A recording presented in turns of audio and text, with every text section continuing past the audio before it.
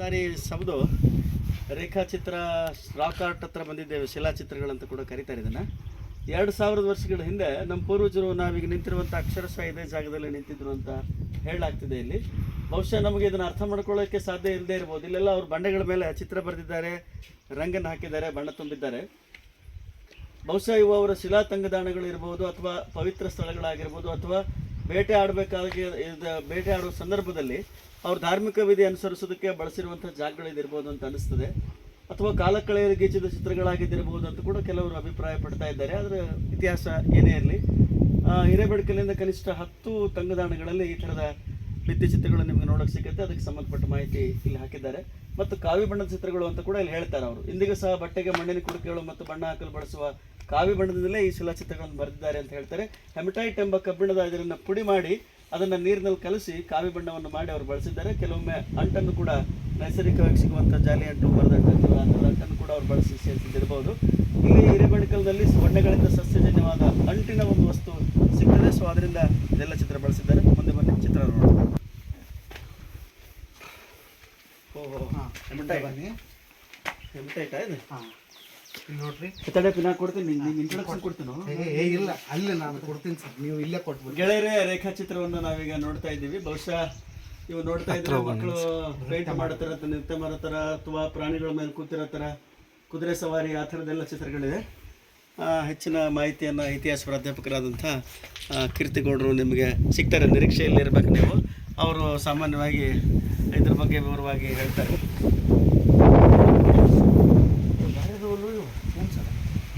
ಅಣ್ಣ,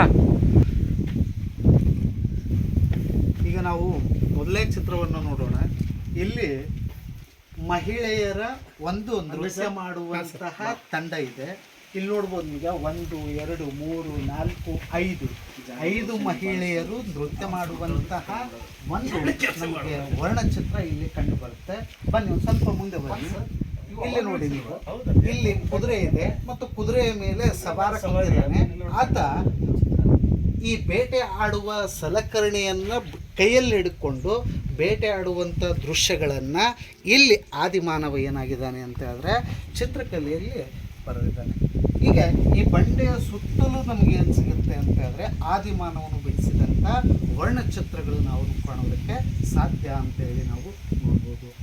ನಂತರವಾಗಿ ಇಲ್ಲಿ ಮುಂದೆ ಬನ್ನಿ, ನಿಮಗೆ ಕಾಣ್ತಿರ್ಬೋದು ಈ ಬಂಡೆಯ ಇತ್ತೀಚಿನ ಪ್ರಕೃತಿಯ ಮಳೆ ಎಲ್ಲ ಕಾರಣಗಳಿಂದಾಗಿ ಅವುಗಳ ಕಳೆಬರ ಸ್ವಲ್ಪ ಆಗಿ ಅವು ಏನಾಗ್ತಾ ಇದ್ದಾವೆ, ನಾಶವಾಗ್ತಾ ಇದ್ದಾವೆ ಅಂತೇಳಿ ನೋಡ್ಬೋದು.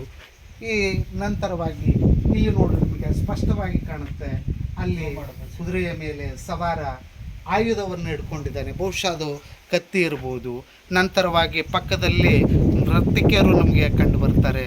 ಹೀಗೆ ಈ ಒಂದು ವರ್ಣಚಿತ್ರವನ್ನು ನಾವು ಈ ಬಂಡೆಯ ಸುತ್ತಲೂ ಅಂಥ ವಾರ್ನಿಷ್ಗಳನ್ನು ನಾವು ಪ್ರತಿ ವರ್ಷ ಅದನ್ನು ಮರು ಲೇಪನ ಮಾಡದೆ ಹೋದರೆ ಬಹುಶಃ ಮಾಸ್ ಹೋಗ್ತವೆ. ಮತ್ತೊಂದು ನಮಗೆ ಪೇಂಟ್ ಹಚ್ಚಿ ತುಂಬ ದಿನ ಆಗಿಬಿಡ್ತಲ್ಲ ಅಂತ ಅನ್ಸೋಕ್ಕೆ ಶುರುವಾಗುತ್ತೆ. ಆದರೆ 3000 ವರ್ಷಗಳ ಹಿಂದೆ ಇರುವಂಥ ಈ ಚಿತ್ರಗಳನ್ನು ನೋಡಿದ್ರೆ 3000 ಮಳೆಗೆ ಎಂಥ ಬಿರುಗಾಳಿಯನ್ನು, ಎಂಥ ಮಳೆಯನ್ನು, ಎಂಥ ಗಾಳಿಯನ್ನು, ಎಂಥ ಚಳಿಯನ್ನು ಈ ಬಂಡೆ ಎದುರಿಸಿದ್ರು ಕೂಡ ಅದ್ರ ಮೇಲಿನ ಚಿತ್ರ ಒಂದು ಎಳೆ ಬದಲಾಗಿಲ್ಲ ಅಂದರೆ ಆದಿಮಾನವನ ತಲೆ, ಆತನ ಕಲೆ ಎಷ್ಟು ಶಕ್ತಿಶಾಲಿ ಅನ್ನೋದ್ರಿಂದ ಅರಿವಿಗೆ ಬರುತ್ತೆ. ಇದ್ರ ಮುಂದೆ ಯಾವ ವಾರ್ನಿಸು ಏನು ಕೆಲಸ ಮಾಡೋದಿಲ್ಲ ಅಂತ ಅನಿಸೋದು ಚಿತ್ರ ನೋಡಿದಾಗ ನಮಗೆ ಮೂಡಿದ ಭಾವನೆ. ಧನ್ಯವಾದ.